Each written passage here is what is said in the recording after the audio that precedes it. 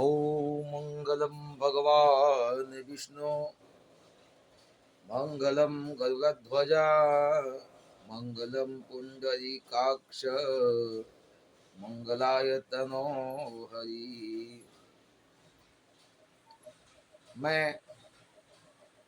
बाबा विश्वनाथ एवं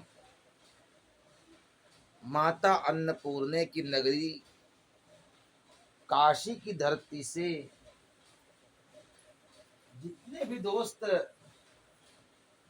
ऑनलाइन एवं ऑफलाइन जुड़े हुए हैं, सभी दोस्तों का स्नेह बंधन। तो दोस्तों आवे नित्य की भांति क्लास चालू हो। दोस्तों हम लोग ने कल पढ़ा था सूर्य का गोचर फल।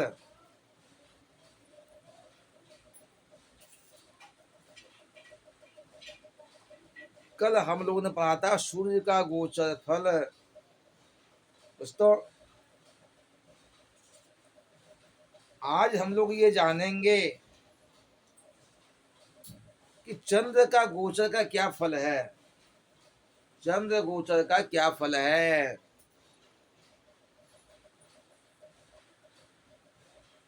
दोस्तों गोचर प्रकरण के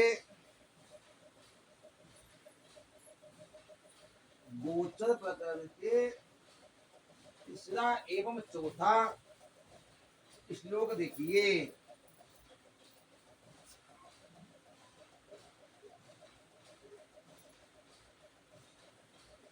गोचर प्रकरण के तीसरा एवं चौथा श्लोक, श्लोक नंबर 3-4।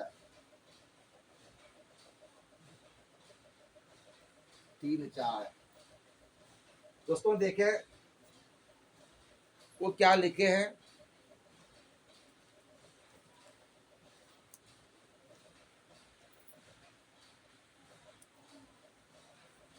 जन्मयन्नं दिशति किं गुरुर्वित्तनाशं द्वितीये दद्याद्द्रव्यं सहज भवने कुक्षिरोगं चतुर्थे कार्यभ्रंशं तनयगृहगौ वित्तलाभं च षष्ठे द्यूने द्रव्यं युवती सहितं मृत्यु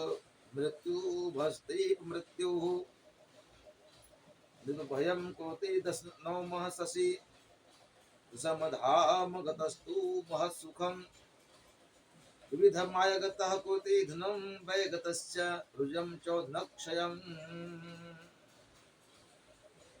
दोस्तों हम लोग आज ये जानेंगे चंद्र का गोचर फल क्या है। आप ये समझिए 4 वर्ष जब ग्रह राशि में प्रवेश करता है तो अपनी जन्म और अपनी जन्म राशि से भिन्न भिन्न फल देता है। आप इसे फिर से समझिए 4 वर्ष जब ग्रह राशि में प्रवेश करता है तो अपनी राशि की से भिन्न भिन्न फल देता है। उसी को ग्रह गोचर फल कहते हैं। उसी को गोचर फल कहते हैं। तो दोस्तों हमें सभी लोग बोर्ड की ओर देखेंगे। आप पहले यहाँ जन्मांग यहाँ बनाते हैं ताकि ये समझने में आसान हो, ताकि आसान से ये समझ पावे। उसके लिए पहले यहाँ आप चक्र बना लें। दोस्तों ये हो गया चक्र, हो गया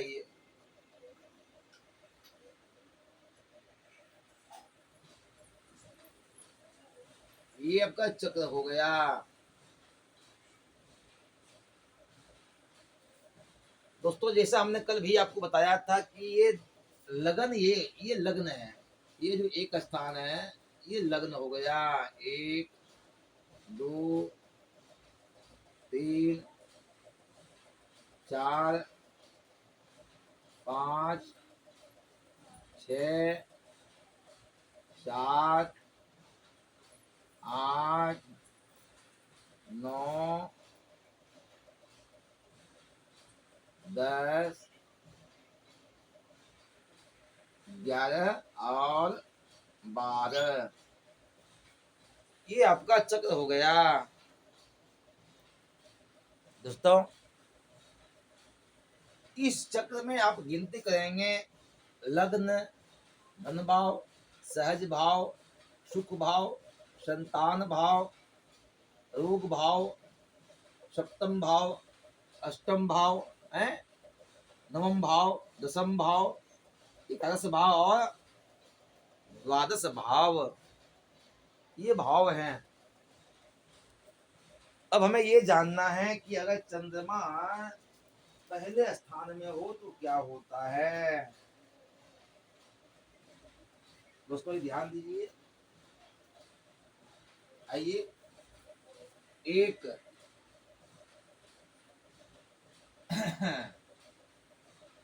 ये ध्यान दें, एक अगर यदि चंद्रमा एक में हो, लग्न में हो, तो अन्न का लाभ होता है। क्या होता है? अन्न का लाभ होता है। दोस्तों अगर यदि चंद्रमा प्रथम स्थान में हो, चंद्रमा प्रथम स्थान में हो तो अन्न का लाभ होता है। आगे बढ़िए। अब कहते हैं अगर यदि चंद्रमा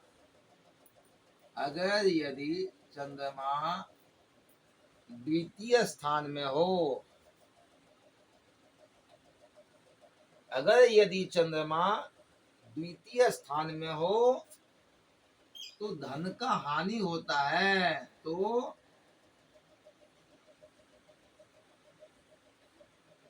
धन का हानि होता है। दोस्तों अगर यदि चंद्रमा द्वितीय स्थान में हो तब धन की हानि होती है। आगे चलिए। अब कहते हैं अगर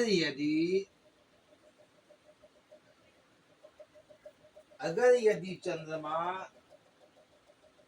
तृतीय स्थान में हो, चंद्रमा अगर तृतीय स्थान में हो तो यह द्रव्य का लाभ होता है। द्रव्य का लाभ, पैसा का लाभ होता है। हाँ, अगर यदि चंद्रमा तृतीय स्थान में बैठा हो, अगर यदि चंद्रमा तृतीय स्थान में बैठा हो तो द्रव्य का लाभ होता है।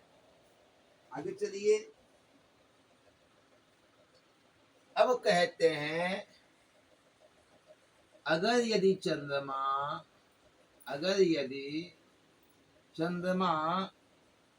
चौथे स्थान में बैठा हो, दोस्तों ये चौथा स्थान है, ये ध्यान दें।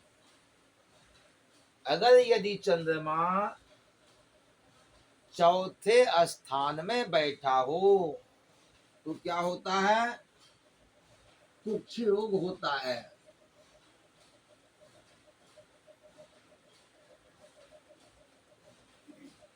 अगर यदि अगर यदि चंद्रमा चौथे स्थान में, देखो दोस्तों ये चौथा स्थान है ये, तो चंद्रमा अगर यदि चौथे स्थान में बैठा हो, चंद्रमा चौथे स्थान में बैठा हो तो कुक्ष रोग होता है, कुक्ष रोग पैदा करता है। और आगे बढ़िए। अब कहते हैं अगर यदि चंद्रमा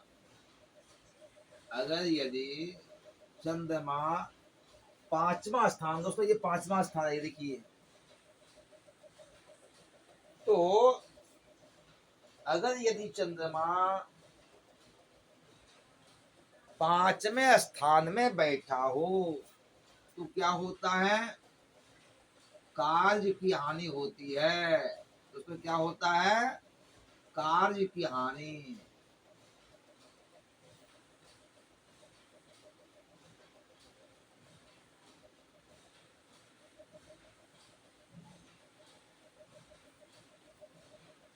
अगर यदि चंद्रमा पांचवें स्थान में बैठा हो, चंद्रमा अगर यदि ये पांचवा स्थान अगर यहाँ बैठा हो तो वह कार्य की हानि करता है। चंद्रमा अगर यदि पांचवें स्थान में बैठा हो तो कार्य की हानि होती है। आगे चलिए। अब कहते हैं अगर यदि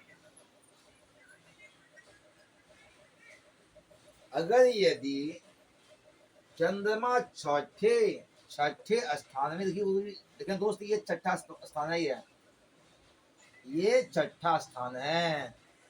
तो अगर ये चंद्रमा छठे स्थान में बैठा हो तो क्या होता है, धन का लाभ होता है।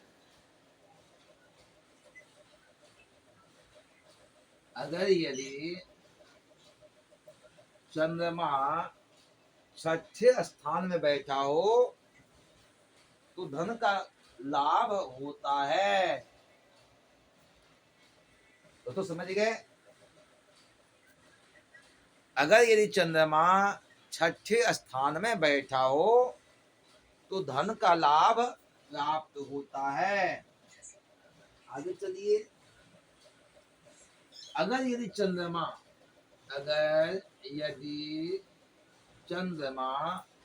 सातवें, ये जगह सातवां है, अगर यदि चंद्रमा सातवें स्थान में बैठा हो तो द्रव्य का लाभ होता है। तो द्रव्य का लाभ होता है। तो द्रव्य कहते हैं पैसा को, द्रव्य मीन्स पैसा। तो अगर यदि चंद्रमा सातवें स्थान में बैठा हो, चंद्रमा सातवें स्थान में बैठा हो तो द्रव्य का लाभ होता है। दोस्तों आगे चलिए। अब कहते हैं अगर यदि चंद्रमा आठवां, ये जगह आठवां जगह ये देखिए, तो अगर यदि चंद्रमा आठवें स्थान में बैठा हो तो क्या होता है, अकाल मृत्यु।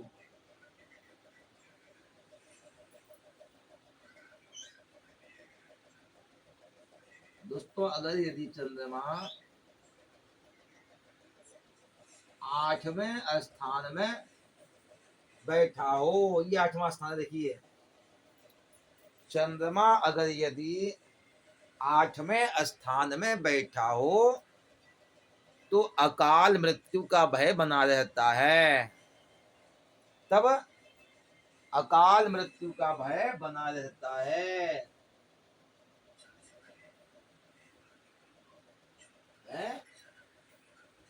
अर्थात इसमें कष्ट अपमान भी झेलना पड़ता है। कष्ट अपमान। हाँ दोस्तों, अगर यदि चंद्रमा 8वें स्थान में बैठा हो तो अब मृत्यु योग तो करता ही है, साथ में जीव को कष्ट पहुंचाता है, अपमानित करता है। हाँ, आगे चलिए। अब कहते हैं अगर यदि चंद्रमा नौवें, ये जगह नौमा जगह है दोस्तों, ये नौमा जगह है, आप ध्यान दें। अगर यदि चंद्रमा 9वें स्थान में बैठा हो, चंद्रमा 9वें स्थान में बैठा हो तो क्या होता है दोस्तों? राज भय।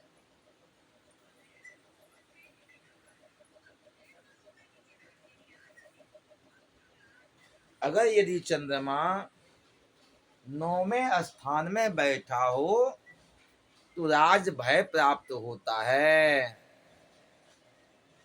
आगे चलिए। अब कहते हैं अगर यदि चंद्रमा 10वें स्थान, ये दोस्त 10वां स्थान ये है, तो चंद्रमा 10वें स्थान में बैठा हो, अगर यदि चंद्रमा 10वें स्थान में बैठा हो तो क्या होता है?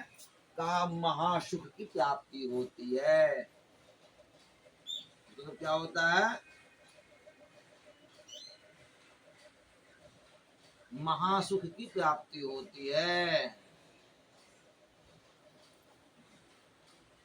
अगर यदि चंद्रमा 10वें स्थान में बैठा हो तो जातक को महासुख देता है। आगे चलिए। अब कहते हैं अगर यदि चंद्रमा 11वें स्थान में बैठा हो, दोस्तों ये 11वां स्थान है, ये जगह 11वां है, तो अगर यदि चंद्रमा 11वां स्थान में बैठा हो तो क्या होता है? अनेकानेक लाभ प्राप्त होता है। तब क्या होता है? अनेक लाभ प्राप्त होता है। अगर यदि चंद्रमा 11वें स्थान में बैठा हो, चंद्र 11वां स्थान में बैठा हो तो वह अनेक लाभ जातक को प्राप्त होता है। अनेक लाभ जातक को प्राप्त होता है कब? जब चंद्र 11वां स्थान में बैठा हो। आगे चलिए भाई। अब कहते हैं अगर यदि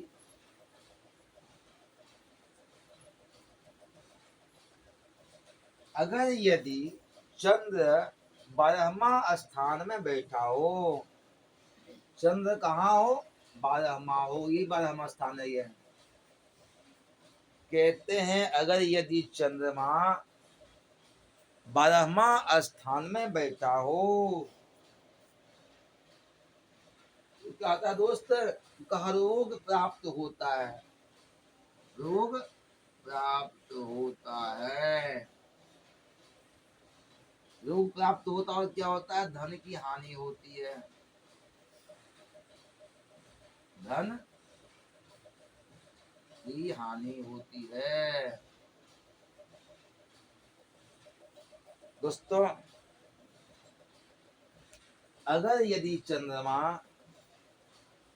12वें स्थान में बैठा हो, कहाँ हो, चंद्र 12वां बैठा हो, उससे क्या होता है, कहा जातक को अनेकानेक रोग प्राप्त हो जाता है और धन की बहुत हानि होती है। अगर यदि चंद्र 12वां बैठा हो तो जातक को रोग की प्राप्ति होती है और उससे धन की बहुत हानि होती है। तो दोस्तों, ये था चंद्र का गोचर फल। अब क्लास यही संपन्न करते हैं, फिर कल शाम को आएंगे, फिर क्लास चालू होगा। अभी यह क्लास यही संपन्न की जाती है। जय माता दी।